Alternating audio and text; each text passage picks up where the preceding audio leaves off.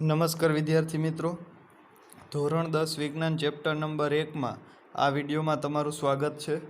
પાછળના લેક્ચરોમાં આપણે સમીકરણને સંતુલિત કરતા શીખ્યા હતા અને કંઈક 3 ઉદાહરણ જોયા હતા. તેમાં તમામ પ્રકારની બેઝિક માહિતી આવી જતી હતી.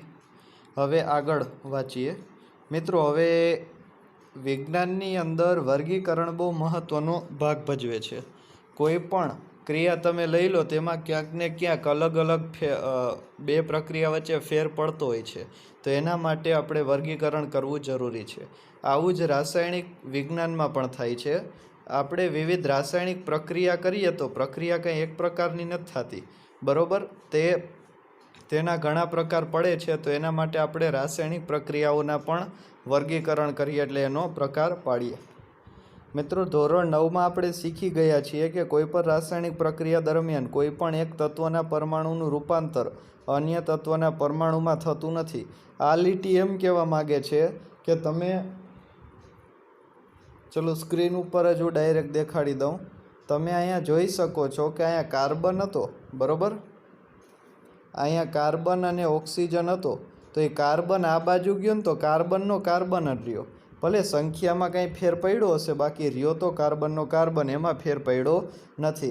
હાઇડ્રોજન હતો તો એ હાઇડ્રોજન અહીંયા હતો તો તે હાઇડ્રોજન જ રહ્યો, એમાં કંઈ ફેર પડ્યો નથી. હા, સંખ્યામાં ફેર પડે. આ તરફ 3 હાઇડ્રોજન હોય, સમીકરણ સંતુલિત કર્યા પછી, બરાબર, બંને બાજુ સરખા હાઇડ્રોજન જ થાય. પણ હાઇડ્રોજન સિવાય ઓક્સિજન એ નથી બનતું ને બીજું કંઈ નથી બનતું. મિત્રો, હવે કોમનલિટી છે, છતાં આપણે થોડીક વધુ સમજી. ફરી એક વખત આપણે શું કીધું છે કે કોઈ પણ રાસાયણિક પ્રક્રિયા દરમિયાન કોઈ એક તત્વના પરમાણુઓનું રૂપાંતર અન્ય તત્વના પરમાણુઓમાં થતું નથી. તેમજ પરમાણુઓ મિશ્રણમાંથી અદૃશ્ય થઈ જાય અને બહારથી ગમે ત્યાંથી મિશ્રણમાં દાખલ થઈ જાય એવું પણ બનતું નથી. એટલે કે જે પ્રક્રિયા આપણે કરી હોય, પ્રક્રિયાની અંદર મિશ્રણને તો રહેવું જ, કોઈ પણ પદાર્થ હોય તેને રહેવું જ પડે છે, બરાબર? આની વાત કઈ રીતે કરી શકાય? તો કે ફરી એક વખત આપણે ઉપરની પ્રક્રિયા જોઈએ. અહીંયા કાર્બન હતો તો એક જમણી બાજુ તમે જોઈ શકો છો કે અહીંયા કાર્બન કંઈ ડાયરેક્ટ આવ્યો નથી, બરાબર ને? એ આવ્યો છે તો આ બાજુથી જ, અને આ બાજુથી હોય અને આ બાજુ ન હોય એવું પણ બનતું નથી.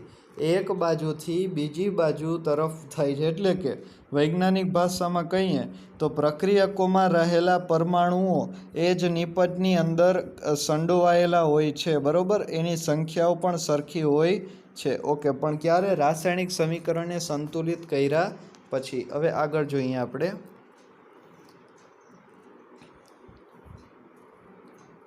ખરેખર રાસાયણિક પ્રક્રિયામાં પરમાણુ વચ્ચે બંધો તૂટી તેમજ નવા પદાર્થો બની અને ઉદ્ભવે છે. મિત્રો, હું તમને એક સિમ્પલ વાત કરું. જ્યારે પાણીની વરાળ હતી, બરાબર, ત્યારે નાનામાં નાના અણુનું અણુસૂત્ર શું હતું? H2O હતું ને? ઓકે, ત્યાર પછી બન્યો બરફ. આપણે વરાળને ઠંડી પાડી એટલે બરફ, પણ એની પહેલાં આલો પ્રવાહી લઈ લે, એટલે પ્રવાહી પાણી બન્યું. પણ એનાય નાનામાં નાના અણુસૂત્ર હતું, એ શું હતું? H2O હતું. હવે H2O અણુસૂત્ર છે પાણીનું, અને પાણીને આપણે બનાવ્યો બરફ.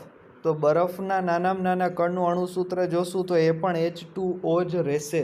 આમ કહી શકાય કે પાણીને ગમે તે રૂપમાં તમે ફેરવો, ઘન, પ્રવાહી કે વાયુ, બરફ, પાણી કે બાષ્પમાં, એનું અણુસૂત્ર તો એક જ રહેશે, H2O. તો એને ભૌતિક ફેરફાર કહેવાય. પણ રાસાયણિક ફેરફારમાં શું થશે?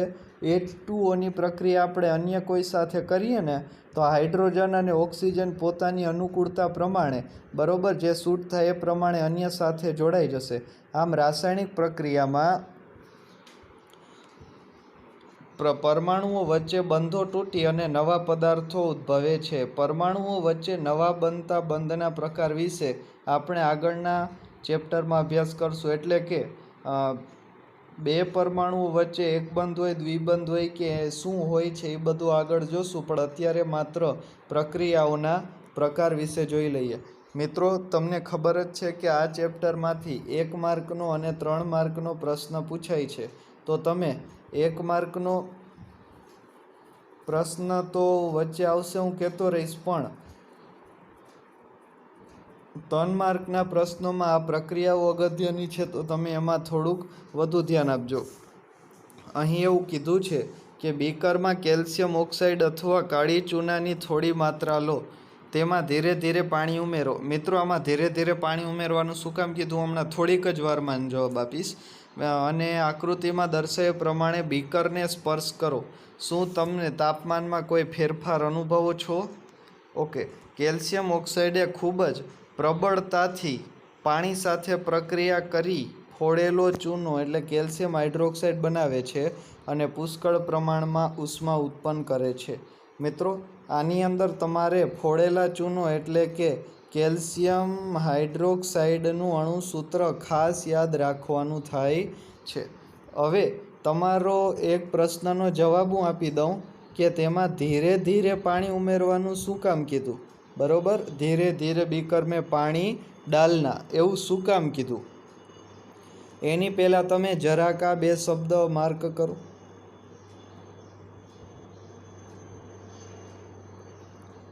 પ્રબળતાથી અને પુષ્કળ પ્રમાણમાં ઉર્જા. બરોબર? ઓકે. પ્રબળતાથી એટલે એકદમ જોરથી, એકદમ જોશભેર, અને પ્રમાણમાં પુષ્કળ પ્રમાણમાં ઉર્જા એટલે ખૂબ જ વધુ પ્રમાણમાં ઉર્જા.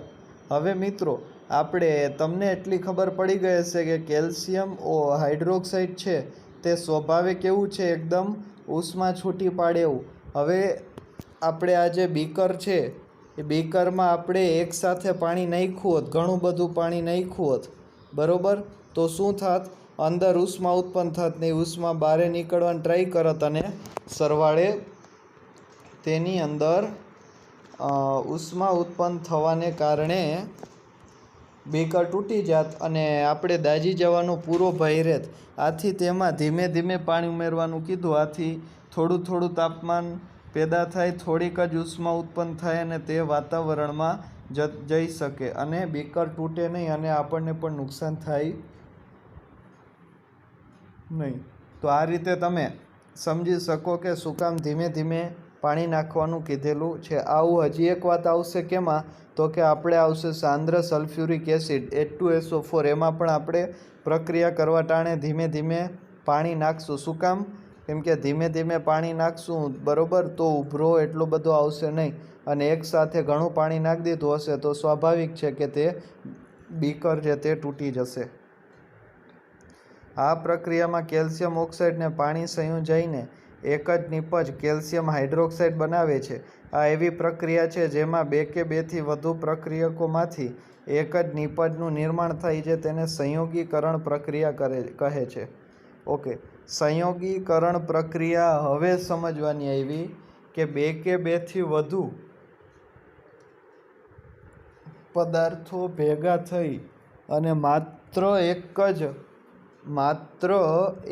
જ નીપજ બનાવે તેને સંયોગીકરણ પ્રક્રિયા કહે છે. આટલી વાત ખબર પડી?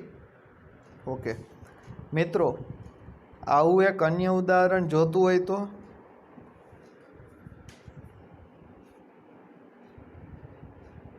જોતા રહેજો. હું સ્ક્રીન ઉપર કરું છું, તમારી નજર સામે એક સમીકરણ આવેલું છે. તમે કહી શકો છો કે સાહેબ આમાં પણ 2 પદાર્થો ભેગા મળી અને માત્ર એક જ નીપજ બની, તો આને સંયોગીકરણ પ્રક્રિયા કહેવાય? તો કે હા કહેવાય. સાહેબ અમે સંયોગીકરણમાં આને લખી શકીએ? તો કે લખી શકો.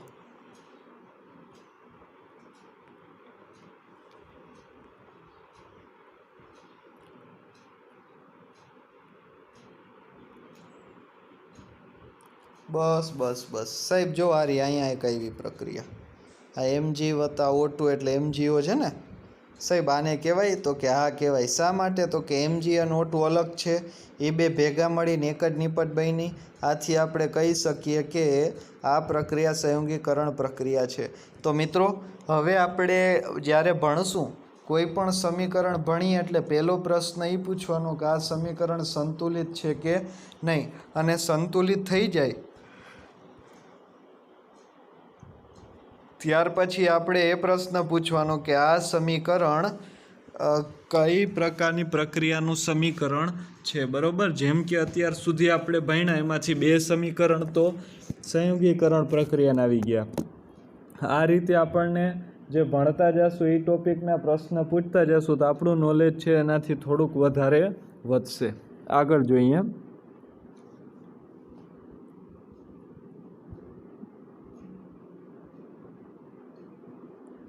ચાલો આપણે સંયોગીકરણ પ્રક્રિયાના કેટલાક વધુ ઉદાહરણની ચર્ચા કરીએ.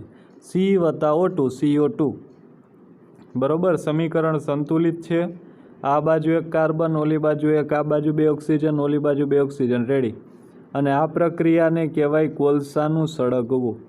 પછી H2O અને O2 માંથી પાણીનું નિર્માણ. ખરેખર ત્યાં H2 આવ્યો ભાઈ. H2 અને O2 માંથી પાણીનું નિર્માણ. અહીંયા એક પ્રિન્ટ મિસ્ટેક છે, O આવશે નહીં. તમારી બુકમાં હોય તો છેકી નાખજો. H2 અને O2 માંથી પાણીનું નિર્માણ. તો હાઇડ્રોજન અને ઓક્સિજન બંને ભેગા મળી અને પાણી બનાવ્યું. સમીકરણ તમને સંતુલિત કરીને જ આપ્યું છે, બરોબર. હવે તમારે એક વાત શું ધ્યાનમાં રાખવાની,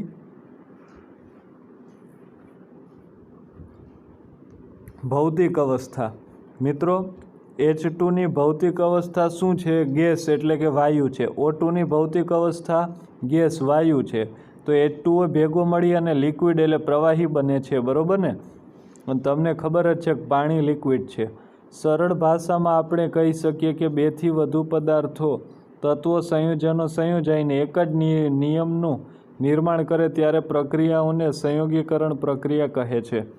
હવે સંયોગીકરણ પ્રક્રિયાની આપણે વ્યાખ્યા જોઈએ તો વ્યાખ્યા આવશે કે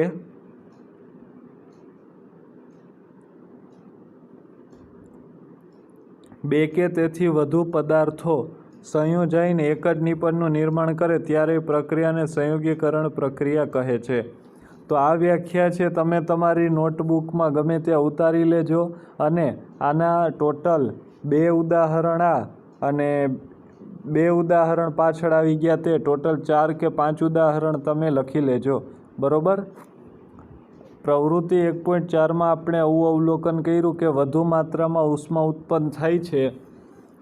આ પ્રક્રિયા મિશ્રણને ગરમ બનાવે એવી પ્રક્રિયા નિપજના નિર્માણની સાથે ઉષ્મા મુક્ત કરે તેને ઉષ્મા ક્ષેપક પ્રક્રિયા કહે છે. આ વસ્તુ પણ તમે તમારી બુકમાં લખી લેજો કેમ કે આ વાત છે ઉષ્મા ક્ષેપક પ્રક્રિયાની, બરોબર.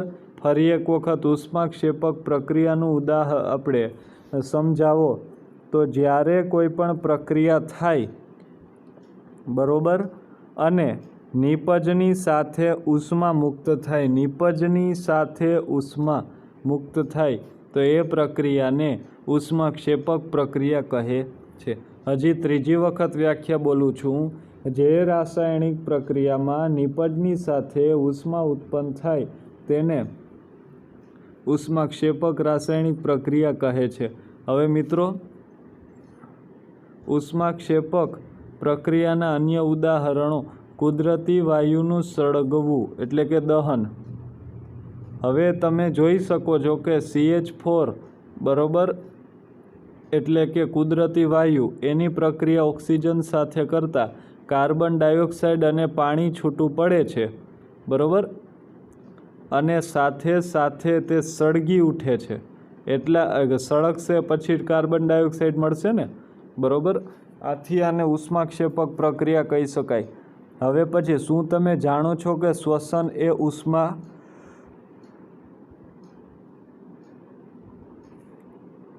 ક્ષેપક પ્રક્રિયા છે?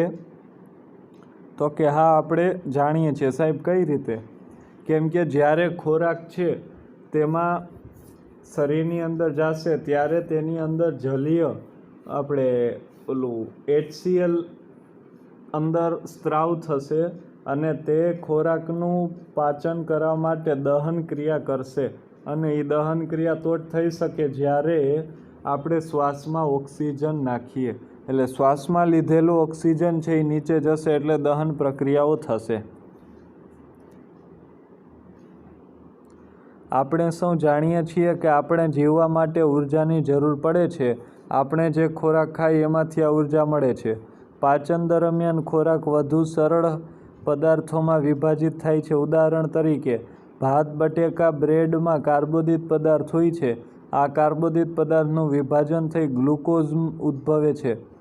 મિત્રો, આ જે બ્રેડ, બટેકા, ભાત વગેરેમાં ગ્લુકોઝ હોય, પણ આપણે ખોરાક ખાધા પછી તેમાંથી ગ્લુકોઝ બહાર નીકળે છે, એટલે કે છૂટો પડે છે એમાંથી. આ ગ્લુકોઝ આપણા શરીરના કોષમાં ઓક્સિજન સાથે સંયોજાઈને ઉર્જા પૂરી પાડે છે. આ પ્રક્રિયાનું વિશિષ્ટ નામ શ્વસન છે, જેનો અભ્યાસ તમે પ્રકરણ 6 માં કરશો. ઓકે મિત્રો, હવે તમારી સામે શ્વસનનું સમીકરણ આપેલું છે C6H12O6. એ વાત ક્યાં આવી હતી? તમે કહેશો કે સાહેબ આપણે પ્રકાશ સંશ્લેષણની પ્રક્રિયા ભણ્યા એની અંદર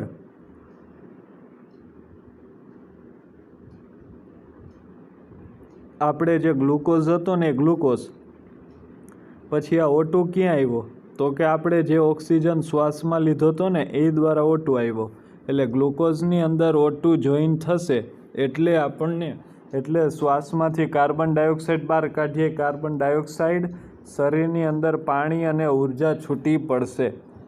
શાકીય દ્રવ્યનું વિઘટન થઈ ખાતર બનવું તે પણ ઉષ્માક્ષેપક પ્રક્રિયાનું ઉદાહરણ છે. શાકીય દ્રવ્યનું વિઘટન થઈ અને ખાતર બનવું એ ઉષ્માક્ષેપકનું ઉદાહરણ છે. વાત સાચી, પણ એ સંયોગીકરણનું ઉદાહરણ નથી, એ વાત યાદ રાખજો. શ્વસન એ ઉષ્માક્ષેપક પ્રક્રિયા છે, પણ સંયોગીકરણ નથી. શું કામ?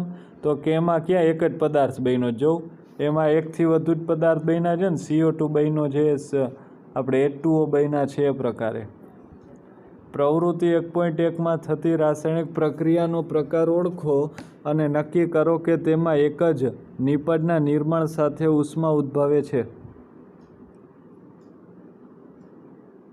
તો પ્રવૃત્તિ 1.1 માં થતી પ્રક્રિયા, પ્રવૃત્તિ 1.1 કઈ હતી ભાઈ?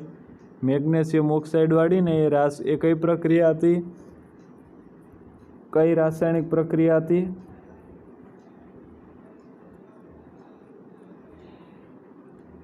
સંયોગીકરણ રાસાયણિક પ્રક્રિયા, બરોબર. અને એમાં પણ ઉષ્મા ઉદ્ભવતી હતી, એટલે ઉષ્મા ક્ષેપક પ્રક્રિયા છે. પછી વાત આવે છે વિઘટન પ્રક્રિયાની, બરોબર. તો વિઘટન પ્રક્રિયા આપણે જરાક થોડી જોઈ લઈએ. આ પ્રવૃત્તિ છે એની આપણે ડિટેલમાં ચર્ચા કરશું, કેમ કે એમાં મારે તમને પરીક્ષાલક્ષી ઘણી વાતો કરવાની છે, બરોબર. સ્પેશિયલ લેક્ચર લેવાઈ જાય એટલા માટે. શું તમે નોંધ્યું કે ફેરસ સલ્ફેટના સ્ફટિકનો લીલો રંગ બદલાયો છે? એટલે કે ફેરસ સલ્ફેટના સ્ફટિકનો રંગ કેવો હોય છે? લીલો. ફેરસ સલ્ફેટના સ્ફટિકનો રંગ કેવો હોય છે? લીલો. સલ્ફર બળવાથી ઉદ્ભવતી લાક્ષણિક વાસ તમે સૂંઘી શકો છો. ફેરસ સલ્ફેટનું અણુસૂત્ર FeSO4. એમાંથી ઉષ્મા છૂટી પડશે એટલે 3 ટુકડા થશે. જુઓ, પહેલે ફેરિક ઓક્સાઇડ, પછી સલ્ફર ડાયોક્સાઇડ અને સલ્ફર ટ્રાયોક્સાઇડ, એમ 3 પદાર્થો છૂટા પડ્યા. આ પ્રક્રિયામાં તમે જોઈ શકો છો જે એક જ પ્રક્રિયક તૂટીને વધુ નિપજ સરળતાથી આપે છે. આ પ્રક્રિયાને વિઘટન પ્રક્રિયા કહે છે. ફેરસ સલ્ફેટના સ્ફટિકને ગરમ કરતાં એમાંથી પાણી દૂર થાય છે અને સ્ફટિકનો રંગ બદલાય છે. ઉપરાંત ફેરિક ઓક્સાઇડ, મિત્રો Fe2O3 તમે યાદ રાખી લેજો, કેમ કે તમારે ભવિષ્યમાં અણુસૂત્રને સેટ કરવામાં આ અણુસૂત્ર કામ આવશે ઓલું સંતુલનમાં.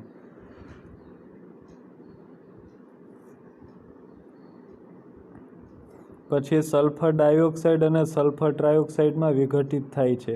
ફેરિક ઓક્સાઇડ ઘન છે, જ્યારે SO2 અને SO3 વાયુઓ છે. આ વસ્તુ આપણે જરાક જોઈ લેવાની છે. મિત્રો, છેલ્લી પ્રક્રિયા મેં તમને ભણાવી કઈ?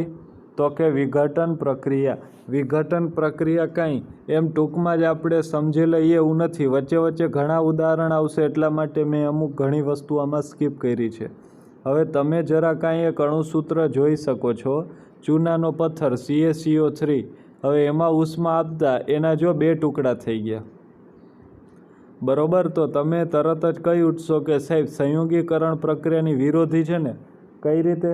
તો કે સંયોગીકરણમાં બે કે બેથી વધુ ભેગી થઈને એક જ બનાવે, આમાં એકમાંથી વધુ બની જાય છે એટલા માટે. તો કે તમે બિલકુલ સાચા છો. બરોબર, આ રીતે કહીએ તો આનો તફાવત પણ આપણને પૂછાઈ શકે છે. હવે અન્ય પ્રવૃત્તિ પણ આપણે આરામથી કરશું. બરોબર, અને એની અંદર 1 માર્ક્સના ઘણા પ્રશ્નો છે, એના વિશે આપણે જરાક આખા લેક્ચર લઈ અને ડિસ્કશન કરશું. બરોબર, જો તમારી સામે એક અન્ય લેડ નાઇટ્રેટવાળી પ્રક્રિયા છે. હવે લેડ નાઇટ્રેટ પ્રક્રિયાને આપણે સંતુલિત ઉષ્મા આપીએ તો એમાંથી લેડ ઓક્સાઇડ બને, નાઇટ્રોજન ડાયોક્સાઇડ બને, ઓક્સિજન છૂટો પડે છે. હવે મિત્રો, વચ્ચે આપણે લગભગ 4 થી 5 એવા અણુસૂત્ર આવી ગયા જે આપણે સંતુલિત કરી શકીએ.